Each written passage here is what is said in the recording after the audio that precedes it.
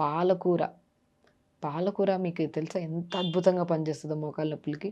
పాలకూర అద్భుతంగా పనిచేస్తది. మునగాకు అద్భుతంగా చేస్తది.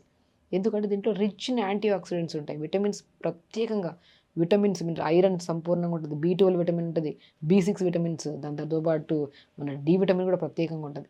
ఆకుకూరల్లో గ్రీన్ లీఫీ వెజిటబుల్స్‌లో ఉన్నంత బలము ఇంకెందులో ఉండదంటాను నేను.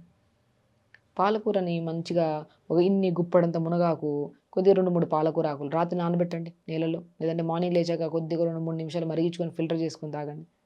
దాంట్లోనే కొన్ని మహావీర విత్తనాలు అంటారు. దాన్ని అండు తులసి విత్తనాలు అంటారు. చాలా ఫేమస్ మోకాళ్ళ నొప్పుల వాళ్ళకి. కొంతమంది ఒక 2 స్పూన్‌లు ఏసుకొని తాగేస్తా ఉంటారు. అలా అసలు తాగడం వల్ల కాన్‌స్టిపేషన్ ప్రాబ్లమ్ వస్తది. సో, పావు స్పూన్ అంతే. మహబీర విత్తనాలు పావు స్పూను, ఇంత మునగాకు, 2 పాలకూర లేదా 3 పాలకూర ఆకులు. రాత్రి నానబెట్టి మార్నింగ్ లేచి ఒక 30 సెకండ్స్ వేడి చేసుకొని ఫిల్టర్ చేసుకొని తాగండి. అద్భుతమైన రెమెడీ అండి ఇది. రెమెడీ కూడా కాదు, మోర్ న్యూట్రిషన్.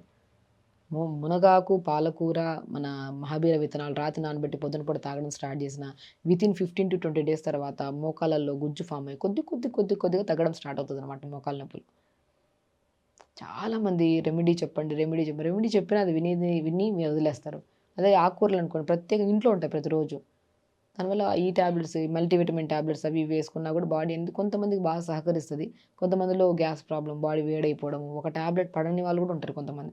ఒక చిన్న టాబ్లెట్ ఏసినా కూడా పడకుండా బాడీ అంతా వేడైపోయే వాళ్ళు కూడా ఉంటారు.